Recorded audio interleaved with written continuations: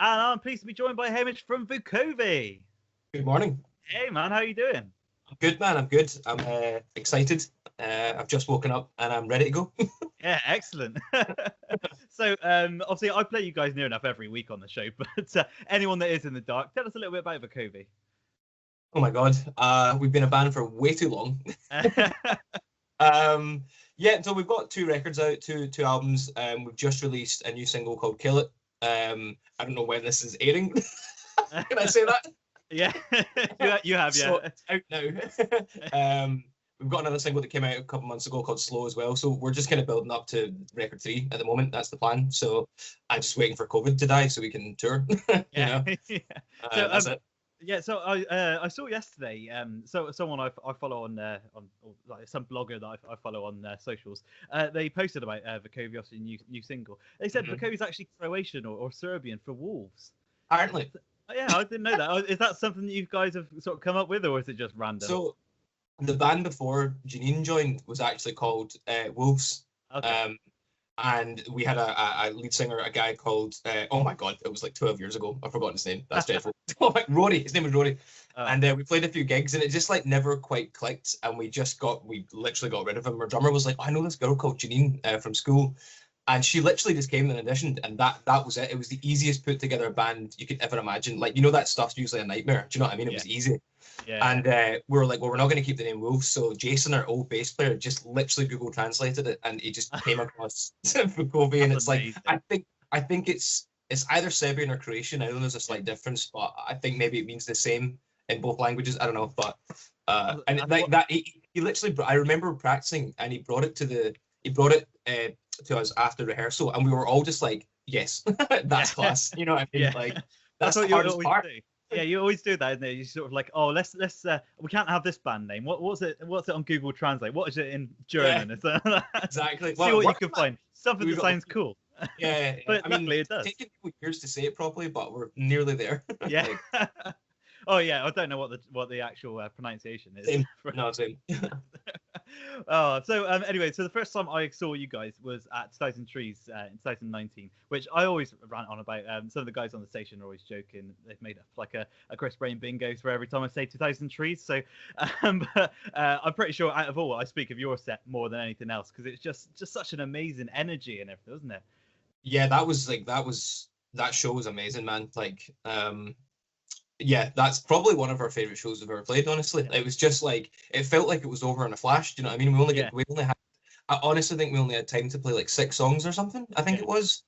Do you know what I mean? It was over before we even knew. We literally arrived. We drove from Glasgow to Manchester. We drove from Manchester to Cheltenham. We stayed over. And then we just arrived, played the show, got drunk and left. And it was just the weirdest experience ever, but it was nuts. Like, it was absolutely mental. Do you know what I mean? It was crazy. Like, but it was fantastic, yeah. Yeah, because I say I hadn't heard of you guys before that. I think I was just getting food by the main stage and saw you guys. I was like, cool, this is awesome.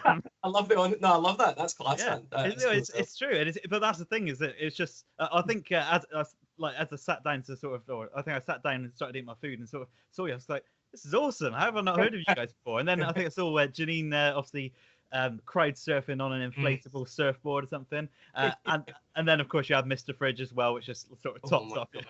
The bloody Fridge, what a legend! I know. Have you ever actually spoken to him? Yeah, we met him. So we came back and did later that year. Actually, we did a headline show in Cheltenham. The start of the Fall Bear campaign, which was January last year, right before COVID. We did a show in Cheltenham, and he actually turned up. We didn't even know, not a clue. Nice. Like, he turned up. He literally, I swear to God, a few songs in, just walked in the doors and just walked to like the middle of the pit. And Janine was like, "Oh my God!" Like, I think he wearing full costume. Full costume. Yeah, I swear to God. Like, oh my God. It was like a sold out show as well. So we just like walked in and like just went to the middle of the pit, and we were just like, it was like Jesus. That's crazy. Amazing. That was cool, man. Yeah, really people are going to think that you're actually hiring him to come to these shows. Yeah, totally. Well, that nearly almost happened. I think we were going to do a video, and there was talk of doing something, but then COVID, and now we're here. So yeah, I don't know. Oh man. Well, you've obviously you've got a few festival dates already booked for this year. Obviously, fingers crossed going ahead. So you also got 2000 Trees again, Slam Dunk as well in September, and Burn It Down Festival as well. I've got tickets for all 3, so that's good times. Yeah, man. Like, honestly, if we can even play one of those, I'll be happy at this point. You know what I mean? It's just, I'm a bit worried about summer, the middle of summer. I feel that's quite soon. You know what I mean? September, I think it could be okay. But seems reasonable, doesn't it? September seems doable. Do you know what I mean? But the thing is, some of these festivals are huge as well because we're supposed to be doing Transmit in September as well, and Transmit's massive. It's in Glasgow Green, and we're supposed. There's another 2 we've not announced yet as well. One of them's in Europe as well, but I just can't see travel like that being allowed as well. Do you know what I mean? Like, seems too soon, doesn't it? It just seems too soon. Yeah, I agree completely. So fingers crossed. But well, I hope the September ones go ahead. But even sort of Size and Trees when they announced it, it's sort of like, basically, if everything goes right, then we might have about 3 weeks to set up, sort of thing. If Plan A goes perfectly, then we can. Yeah, exactly. Everything that goes exactly as it should, then we'll be all right. Yeah, 100%. Yeah. Hopefully, anyway. So, obviously, you had a tour booked for last year, didn't you? So, did you start that one or? No, we were literally a couple months out when we announced it, and then COVID kicked. I mean, we announced it in like March, and it was for May. And what COVID kicked in March, I think it was. March. Anyway. End of March. So now we cancelled that, and that was going to be our first headline shows in Europe as well, which we were like so hyped for, man. Do you know what I mean? Like building towards that for years, but no, I mean, all I can say right now is like I'm not sure about Europe. It still seems a bit weird, but we do have UK headline plans for this year that will get announced pretty soon. But like the back and forth of like trying to confirm stuff going around COVID, and people are trying to compete for venues right now. It's a bit mental. Like stuff's crazy. So I think they're giving sort of first priority to people that are rescheduling as well. 100%, and bigger artists that are look. I mean, people want to sell tickets right now. Do you know what I mean? So it's like we're not the biggest band, so it's like if you're competing against the bigger artists, it's tough. But I think it is coming together. So hopefully we can talk about that soon. So yeah.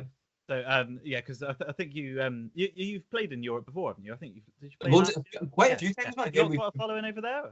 Weirdly, just only because all of our good support tours have been in Europe. Like we haven't had many in the UK. It's dead weird. We really just had to grind it in the UK ourselves. Do you know what I mean? Had a couple, but Europe's weird. We've had like Set It Off, One OK Rock, Paris, like all these weirdly good support. So like we've built a bit of an audience out there, but never had the chance to go play to them ourselves. Do you know what I mean? So. And we've got 2 records, so we're gagging to go tour them a bit. But in time. Yeah. So well, like I said earlier, you've got your new single which came out today when we're recording this. So new single, "Kill It," isn't it? Yes, correct. Yeah. Perfect. So, I always love when people record these things. It's like came out today, and it's like it's so confusing because we're talking like anyway. So yes. I'm assuming obviously the artwork is similar to Slow, isn't it? So I assume those two are part of an album that's coming up. Have you actually got that sort of penned down, or is it just sort of working towards it? Or we're kind of like we have a pencil date, but you know that way that like a mixture of COVID and like we really want to go book a studio and do a bit more work in a studio. We've been doing a lot from home, honestly, man. Do you know what I mean? Like kill it. Yeah, exactly. Which, to be honest, these days is fine. It's not that big a deal, but there's nothing quite like being in a room with other people and being able to like bounce ideas back and forth. And Kill It was actually done in a studio. We took a moment out to go do that in a studio, which was nice. But Slow wasn't. That was all done at home. And the next single that's coming out after Kill It, which will probably be like after summer, was all done from home so far as well. Do you know what I mean? Just because COVID got bad again. Do you know what I mean? So but no, I got about 2-3 weeks of practice in, and then it just gets shut off again. Literally, man. Literally. Like I think I maybe I went to like an actual pub last year during the summer like twice, and then that was I got my fill. You know what I mean? But yeah, no, we've got a pencil date. So I think with COVID it will get moved, but at least we have a plan. We have a plan. Do you know what I mean? So and the artworks are all Janine's been really on it actually with these. She keeps coming up with like ideas, and like she came up with a character for Slow, the girl, obviously. Yeah. And then she actually just discovered this artist, a guy called Bruno, called Diber Quito is his like alias from Brazil. He's a Brazilian artist, and he's really big on Instagram. And she just reached out to him, and he was like, "Yeah, I'm totally up to do it." So she just sends him an email and it's like, "Can you do this?" Do you know what I mean? And he will send us the artwork, and he's smashed it. You know what I mean? He's amazing. So not like that. Have you seen Jim will paint it? Oh, Jim will paint is amazing. Amazing. So some of the stuff. Expensive. Like, it's true. Some of the stuff he creates is insane though. Just like God. Where people are getting these I think people just try and catch him out with like the weirdest ideas they can think of. He draws everything you don't want to see. It's amazing. Like, and even the fine details as well, like that he happens to be wearing a blue tie or something like that. Absolutely. It's like if you zoom in, there's so much to take in. Yeah, it's super sick. Oh, amazing. So so anyway, we're gonna play your single now. So if you want to go ahead and introduce it. Yes, this is Kill It, the second single from whenever the hell our next album comes out. Enjoy.